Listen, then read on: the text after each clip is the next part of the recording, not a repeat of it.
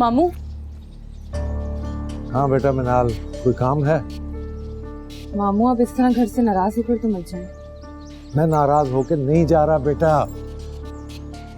और सुनो, अगर अलमास तुम्हें कुछ कहे तो मुझे बताना, मैं इसका दिमाग दुरुस्त कर दूंगा। नहीं नहीं मामू, प्लीज ऐसे मत बोले। हुमानी तो बेचारी वैसे ही इतनी परेशान है। परेशानी का ये मतलब तो नहीं कि और लोगों को जिच कर दिया जाए। अच्छा ना मामू, प्लीज आप आए, आप नाश्ता करके जाएं। मामू मैं वैसे ही बहुत अपसेट हूँ। मैं जानती हूँ सब कुछ मेरी वजह से गड़बड़ हुई है, सब कुछ मेरी वजह से उल्टा है। तुम्हारी वजह से कुछ नहीं हुआ। और मिनाल, मैंने तुम्हें कई दफा समझाया है कि इस तरह मत सोचा करो कि तुम्हारी वजह से कुछ हुआ। ये हुआ उन लोगों की वजह से है जिनका चेहरा पहचानने में हमने देर कर दी। अब सब ठीक हो जाएगा। नहीं मामू, आप मैं दी।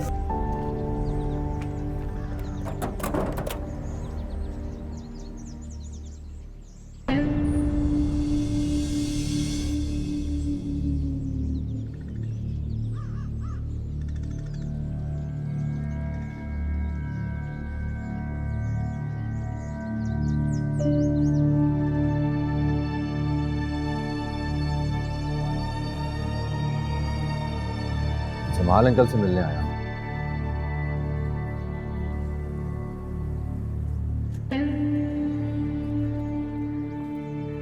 अस्सलाम वालेकुम अंकल, कैसे हैं आप? वालेकुम अस्सलाम, ठीक हूँ। आशिर बेटा तुम कैसे हो? जी मैं भी बिल्कुल ठीक हूँ। अंकल वो आपने एडवोकेट साहब का नंबर सर्च करने के लिए कहा था, तो मैं उनका विजिटिंग कार्ड ले आया हूँ। अरे आशिर, तुम तो बहुत जिम्मेदार निकले। माशाल्लाह, शाबाश। ठीक है, मैं आज ही इनसे मिल लेता हूँ। अंकल आपको जाने की क्या ज़रूरत है? कोई काम है तो मुझे बता दे, मैं चला जाऊँगा। नहीं, मैं खुद मिलूंगा। तुम ऑफिस जा रहे हो तो आओ, मैं तुम्हें ड्रॉप कर देता हूँ। नहीं अंकल, आपको बहुत आउट ऑफ द वे पड़ेगा, मैं खुद चला जाऊँगा, डोंट वरी। श्योर? जी I am sure. Thank you. ठीक है बेटा। खुदा हाफिज़।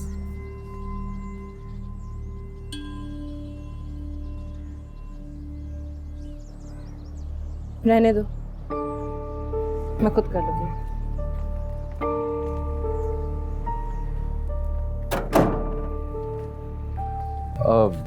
एक ही बात है, तुमने कर दिया या मैं कर देता। आफ्टर ऑल हम जिंदगी भर के साथी हैं, एक दूसरे के काम आना हम दोनों का ही फर्ज बनता है।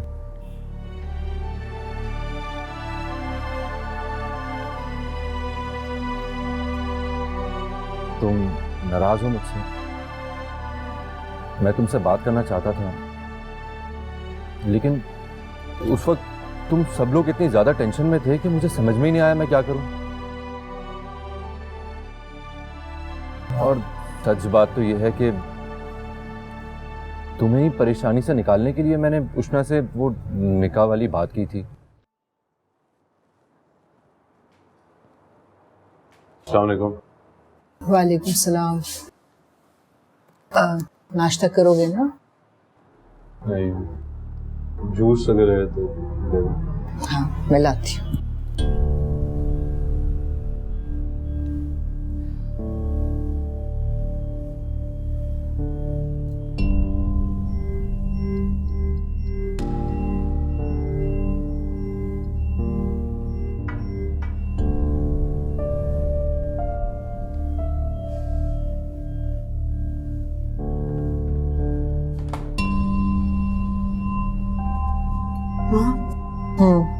आप भाई को बताएं ना। क्या बताऊं? तो हर बात बच्चों की तरह डिक्टेट करनी पड़ती है। उन्हें बताएं कि हम दोनों कितने परेशान हैं, ताकि उन्हें लगे कि इस परेशानी में वो अकेले नहीं है। तुम ये सब मुझसे क्यों करवा रहे हो? मुझे तो अब शर्मिंदगी होने लगी। तो मैं आपको समझा के थक गई, लेकिन मचाल आपको कुछ समझ आए। ठीक है, मैं नहीं कहूँगी कुछ।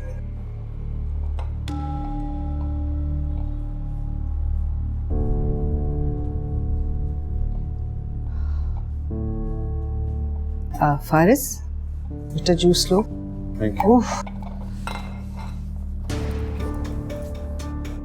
चक्कर सा आ गया। तबीयत ठीक है आपकी? मैं डॉक्टर के पास ले जाता हूँ। नहीं नहीं नहीं, कोई जरूरत नहीं डॉक्टर के पास लेके जाने की। दरअसल सारी रात में सोई नहीं ना, इसलिए आंखों के सामने अंधेरा सा छा गया था।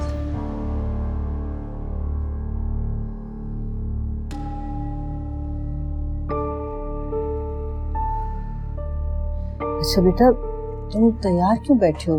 तुम तो अभी लीव पर हो ना? शादी के लिए 3 दिन छुट्टी है। मैंने कहा जब शादी नहीं हो रही तो ऑफिस का अर्ज क्यों करूं मैं।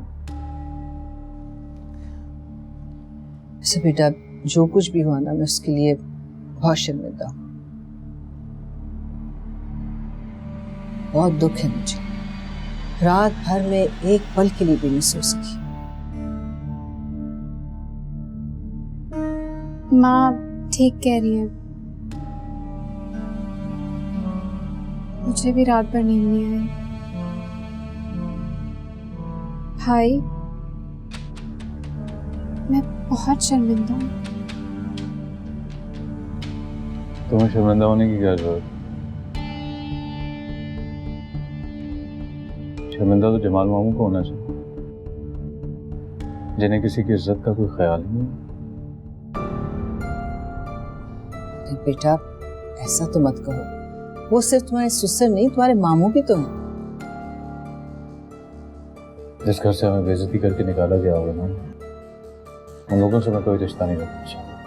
लेकिन बेटा, जो कुछ भी हुआ ना, बहुत बुरा हुआ, लेकिन उसमें उष्णा को तो कोई कसूर नहीं। माँ, आप क्यों भाई को परेशान कर रही हैं?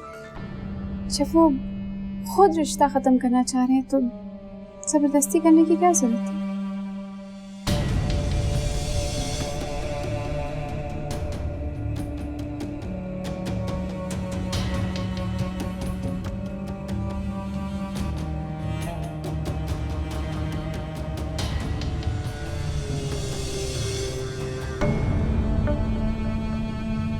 दुनिया में बहुत लड़कियां हैं उष्णा से भी ज्यादा खूबसूरत, उससे भी ज्यादा मोहब्बत के काबिल।